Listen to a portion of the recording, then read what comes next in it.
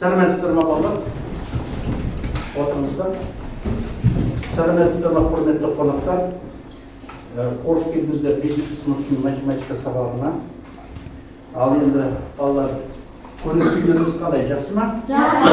Сабаққа дайынсыз ба? Иә.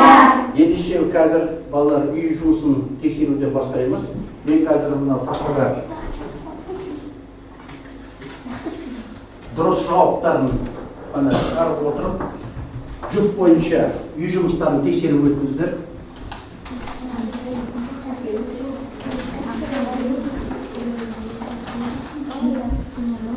Сигналдық карточкаларымызды да дайындап отырамыз.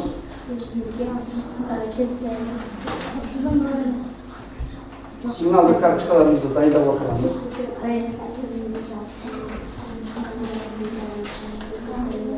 Сигналдық карточка бойынша үй жұмысын дұрысын, дұрыс еместігін көрсетеміз. Дұрыс па балалар? Так, есіл. Неге сары карточканы сен көтеріп отырсың? Себебі бұда жарысы жоқ. Сен Так, жұп бойынша тексеріп өттіңдер ғой, е? Жақсы. Қазір балалар, ары қарай сабағымызды жалғастыру үшін орнымыздан тұрамыздағы екі топқа бөлінеміз балалар. Келіп, мына кезде смарт бейджикті аламыз. Ішінен ондық бөлшектер бар сандар мына топқа отырады. Жай бөлшектер бар сандар мына топқа бөлініп отырады.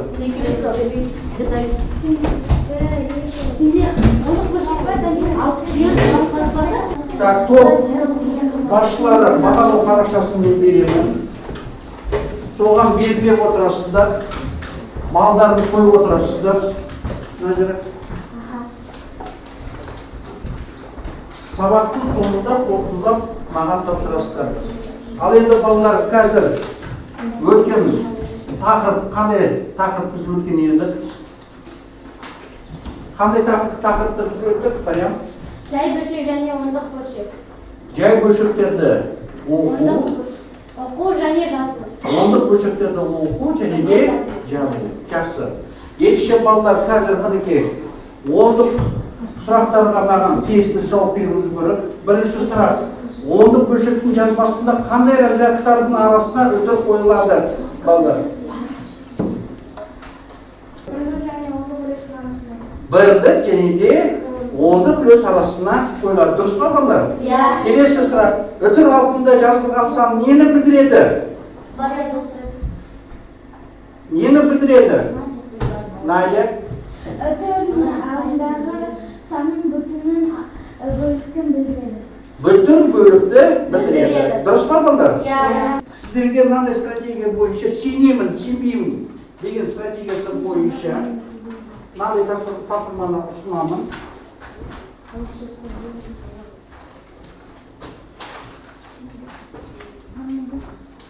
Ана кезде сұраққа жауап берулеріңіз керек.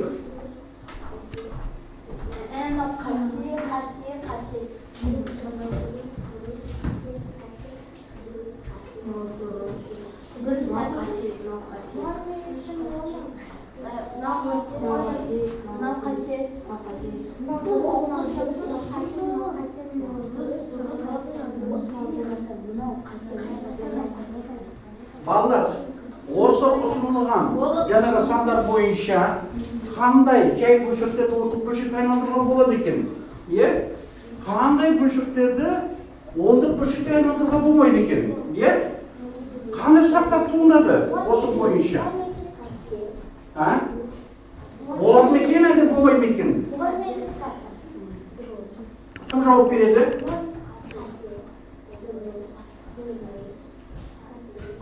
Так, Дамира.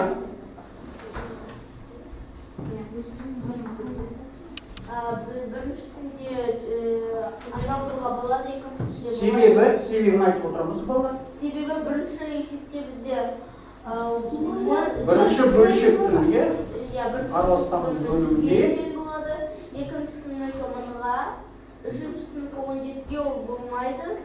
Төртіншісінікі 1233 болмайды, 5 болады, 6 болмайды, 7 болады, 8 болады.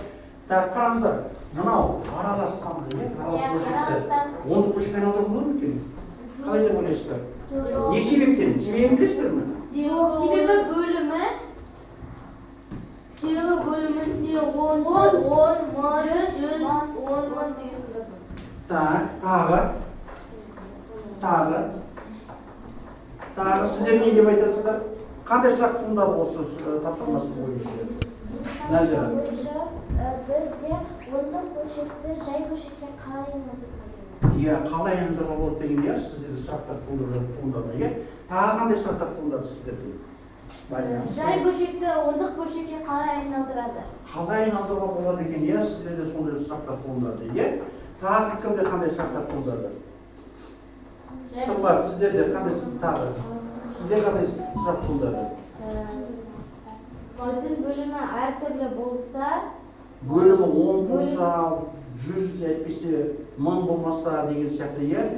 Не себептен олар ондық бөлшекті айналдыруға болмайтындығы, иә, сұрақтар туындады. Ендеше бүгінгі сабақтың мақсаты балалар, жай бөлшекті ондық бөлшекке айналдыру. Қалай айналдыру керек, иә? Немесе ондық бөлшекті жай бөлшекке қалай айналдыру керек, иә? Осы сұрақтарға біз жауап іздейтін боламыз. Бүгінгі сабақтың мақсаты осындай болады. Қай топтан бастаймыз?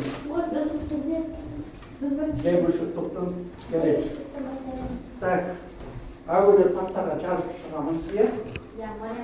Так, кім сіздерден? Мариям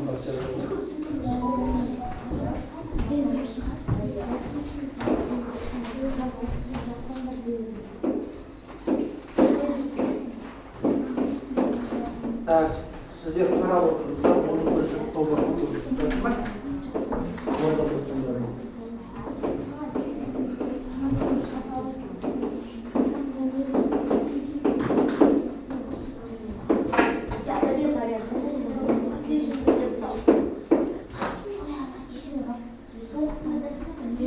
Так, дұрыс па, дұрыс емес па қарап отырамыз. Так, келесің кім? Жазыңыздар.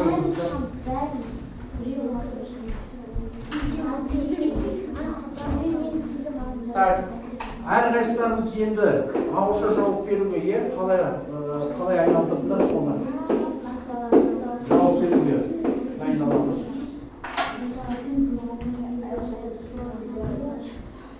Так, ал енді балалар, рефлексияға қатысайық. Бүгінгі сабақ бізде қалай өтті сіздер үшін? Белсенді ой. Так, кім?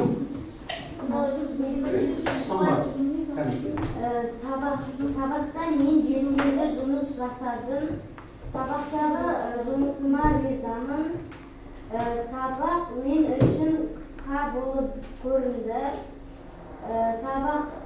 Сабақта мен Шаршадың ба, шаршадың? шаршамадым. Так. Көңіл күйім көтеріңкі болды. Сабақтағы мәлімет мен үшін қызықты, пайдалы.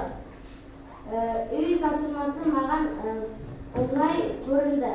Жақсы, рахмет.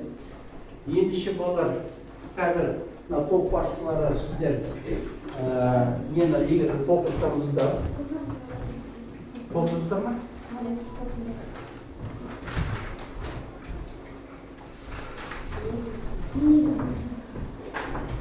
Балалар қазір сабақ бойы қалған балдарымызбен танысып өтейік. Топ басшыларымыз сабақтың басынан аяғына дейін мынау дискриптор бойынша бағаланып отырды. Так, Дамира барлығы 9 балл дейді. Келісеміз ба балалар? Иә. Так, Жияс бірінші тапсырмасы толық емес, екінші тапсырма 1 балл, үшінші тапсырма бойынша 1 балл, төртінші тапсырма бойынша бізде 4 балл, барлығы 6 балл. Армангүл бірінші тапсырмасы 1 балл, екінші тапсырма бойынша 1 балл, үшінші тапсырма бойынша 1 балл, төртінші тапсырма бойынша барлығы 8 балл.